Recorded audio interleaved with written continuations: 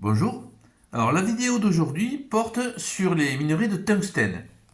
Alors le tungstène, c'est un des métaux les plus denses du tableau périodique des éléments, puisque sa densité est supérieure à 19.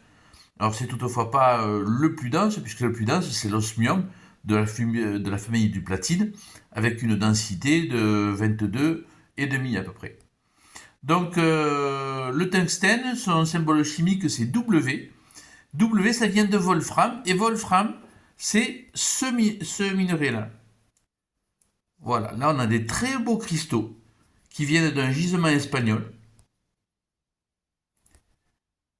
Et donc le Wolfram est un tungstate de fer et de manganèse. Donc FeMnWO4. En fait, il s'agit d'une série chimique de minéraux qui commence par l'ubnérite. Ici, les cristaux du libnérite, on voit qu'elle est translucide rouge vif. Donc, ce sont des cristaux dans du quartz, dans des cristaux de quartz. Cet échantillon vient du Pérou. L'autre terme, c'est la ferbérite.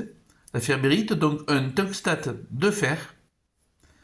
Alors là, il s'agit d'une pseudomorphose, c'est-à-dire que la ferbérite, quand elle se forme initialement, elle n'a pas cette forme de cristaux. Mais en fait, il s'agit d'une pseudomorphose de schellite. La schellite, c'est un tungstate de calcium. Et donc, par substitution du calcium par du fer, on obtient de la ferbérite. Alors, certes, cette pseudomorphose de ferbérite vient de la République démocratique du Congo, alors que la schellite vient de Chine. Alors, j'ai aussi également cet échantillon de Wolfram dans du quartz qui est français, qui vient du Tarn. Donc, je ne sais pas si vous vous rappelez, je vous avais déjà parlé de pseudomorphose avec cet échantillon d'azurite et de malachite. En fait, initialement, il n'y avait que des cristaux d'azurite.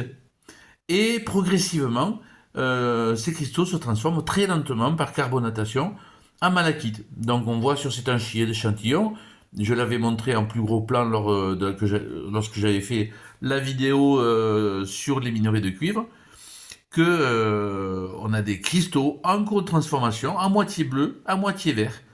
Donc voilà, ça c'est aussi un exemple de pseudomorphose, comme la pseudomorphose de schellite en ferbérite. Voilà. À signaler aussi qu'il existe d'autres minéraux plus exotiques. Alors ça c'est un tungstate de bismuth.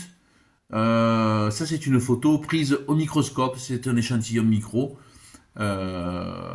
Donc là, je pense que c'est un minéral qu'on trouve en bien plus petite quantité, en masse beaucoup moins importante que les précédents que je vous ai montrés.